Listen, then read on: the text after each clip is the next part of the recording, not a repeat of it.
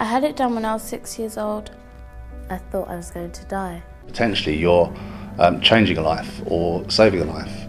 It could be just over the street. It's not like a rare thing to happen.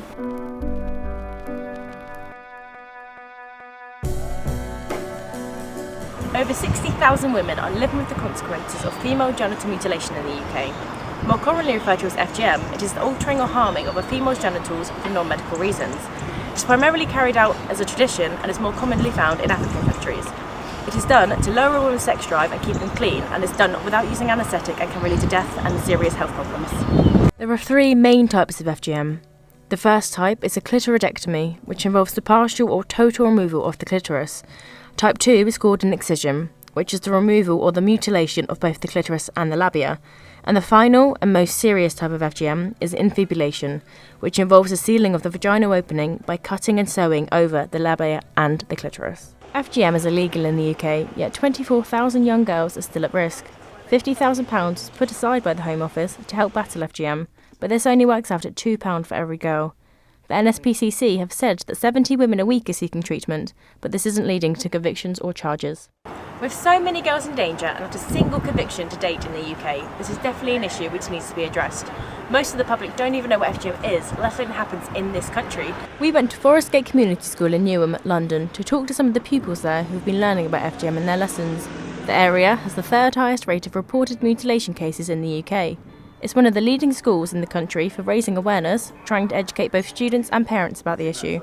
We spoke to Jason May, who is head of citizenship at the school and deals with planning and teaching the FGM lessons. The idea is to get students to identify what it is and things to look out for. Maybe keeping an eye on their friends, for example. That's usually an angle that we kind of come at the kids with. To notice differences, to identify if any of their friends might be vulnerable or something, and what to do to take action. I suppose some areas of the topic it works better to do the content individually. Others it's easier to get the students together to have a conversation about it. And you need to be aware of the students you've got in the class as well, and which ones might be more able to cope with such a sensitive topic.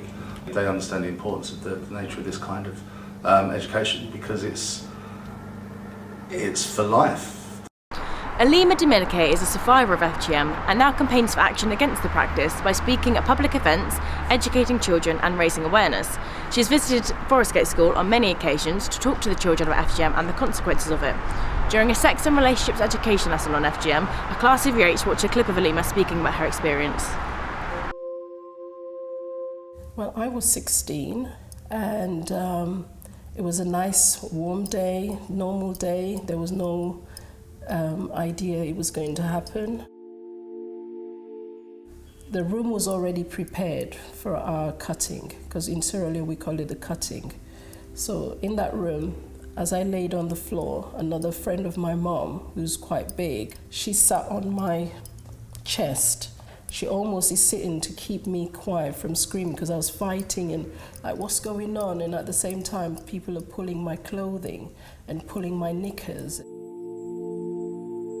She came in with the knives and little blades in her hand, and a cloth was put in my mouth so I couldn't scream.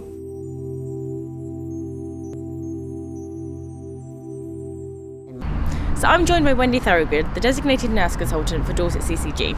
So Wendy, as a nurse, from a health point of view, what issues can FGM cause the girls?